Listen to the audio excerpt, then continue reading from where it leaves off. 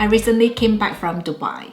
In a previous video, I shared everything I packed for the trip, and everything I brought could fit nicely into a small carry-on suitcase. I also did the same thing last year when I went to Malaysia for 3 weeks.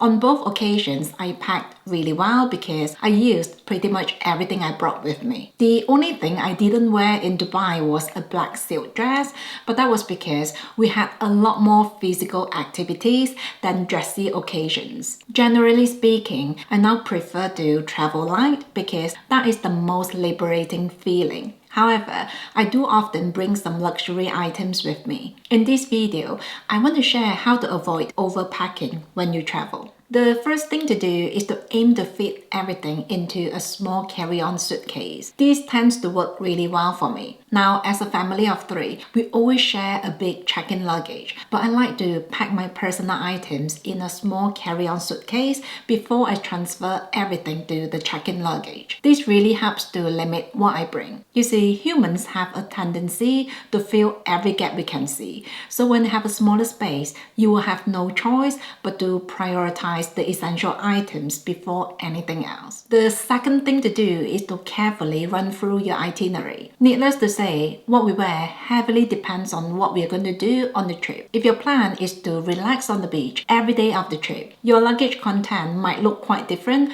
compared to someone who is planning to do designer shopping and have fancy afternoon tea for the entire trip. So really respect your travel plan and bring the appropriate items. I think it's also really helpful to remind yourself that as long as you have a credit card or some money, you will be okay even if you forget to bring something with you. Of course, it can be annoying to have to pay for your own forgetfulness, but for me, it feels comforting knowing that I will be okay even if I do forget something. That peace of mind alone has really helped me to avoid overpacking, and ironically, I've never really had to purchase anything major on an emergency basis when I travel. Obviously, there might be some exceptions to this. For example, if you're traveling to a very secluded national park, it might be a bit challenging for you to buy anything. But if you're traveling to a city like London, Paris, Tokyo, New York, and so on, a lot of things can be purchased if you're really desperate. Now, I know this doesn't apply to everything. For example, my little boy has to have his little red blanket when he sleeps. There was one time we forgot to bring it for a weekend trip, and he was really upset about it. So believe it or not, that blanket is now at the top of our packing priority wherever we go.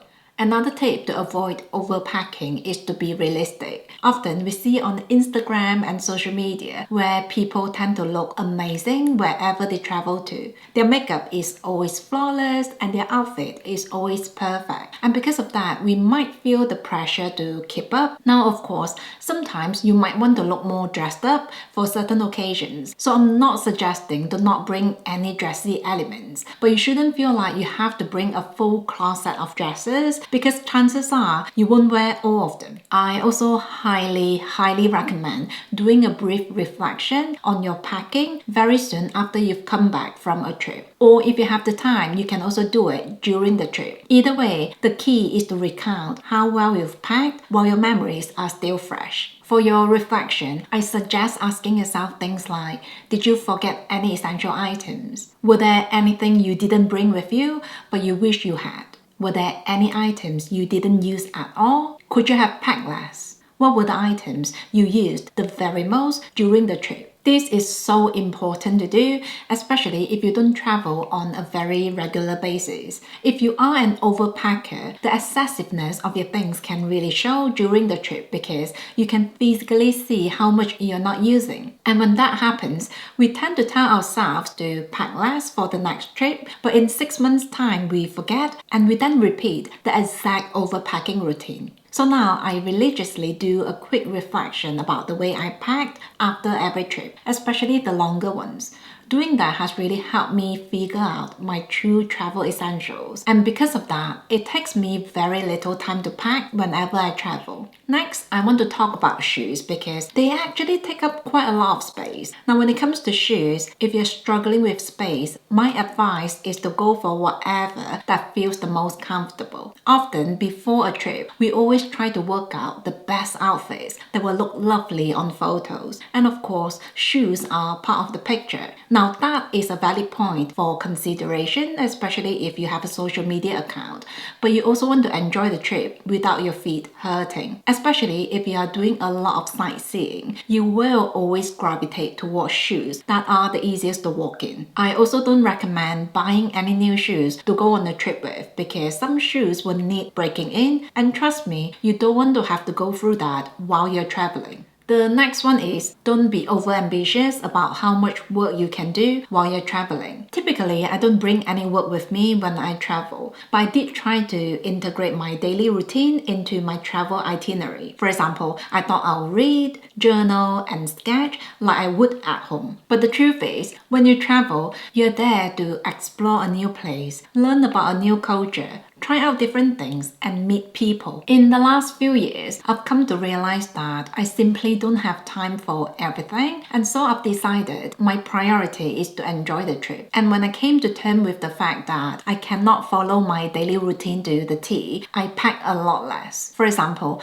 I now bring my Kindle e-reader rather than a selection of physical books. This way, if I don't read a lot on a trip, at least the Kindle is only small and very easy to carry. I now also don't bring my laptop or iPad, and it feels really good. But always remember, however light you travel, don't forget to look into travel insurance because it's always a good idea to prepare for the worst. Typically, I always pack the very essential items first before any dressy elements. For me, this means my undergarments, socks, some basic everyday outfit essentials, my retainer, my Kindle, and my phone. Without these items, I would still survive, but they would just be a bit of inconvenience. So as basic or boring as these items might be, they are also non-negotiable, and so they always go into the suitcase first. It goes without saying, it's so important to do some research about the weather of your destination. For example, if I'm traveling to a very sunny place, I always make sure to bring a sufficient supply of sunscreen. For Dubai, I even brought swimsuits with long sleeves, a sun hat, and a sun protection jacket. On the other hand, if I'm traveling to a very cold place, I'll make sure to bring a very cozy coat, maybe some cashmere pieces, and do the appropriate preparation to make sure I stay comfortable when I get there. If you are packing dressy elements, try to go for something that's really versatile. For example, I don't always bring designer bags when I travel, but depending on where I go, if I do bring a bag, I like to bring something that will go well with both very feminine dresses and also very casual t-shirts. This way, I don't have to bring a collection of designer bags, and I also don't have to check them in. I do the same with dresses as well. Recently, I found a very versatile dress. It's a black silk dress which I wore in Dubai. In the morning when I visited the Burj Khalifa, I wore the dress with the buttons on the back. This way the dress looked very elegant and feminine. In the afternoon, I was still wearing the same dress, but now I was wearing it back to front, and the dress immediately looked so much more casual. If you really want to travel light, I really recommend you to look for versatile pieces like this dress, because when you can wear the same items so many different ways, it means you can pack way less. Even though I now prefer to travel light, I still really love accessorizing. Depending on where I go, sometimes I don't actually bring any designer bags. However,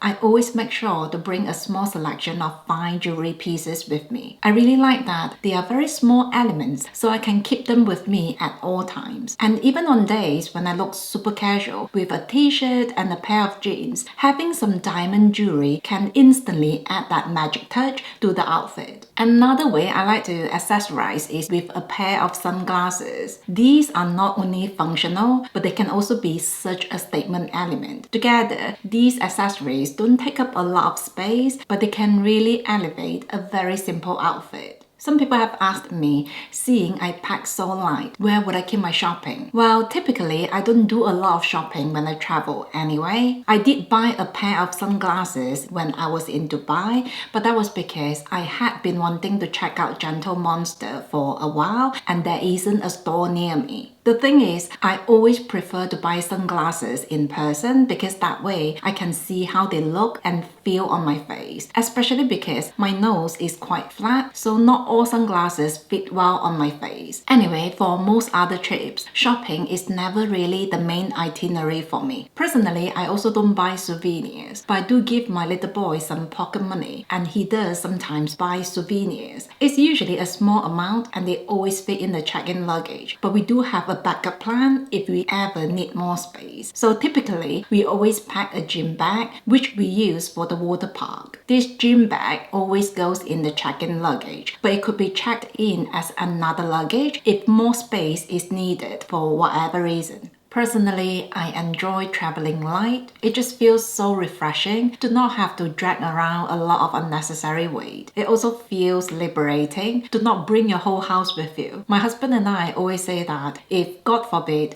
our check-in luggage goes missing, it wouldn't be devastating because we've not packed that much. What about you? Do you travel light or do you prefer to pack more just in case? Please let me know down below. We might have another trip in the summer. We're still deciding on the destination, but it's probably going to be somewhere a little unconventional. But you're welcome to take a guess. Thank you so much for being here. Take care and I will see you soon.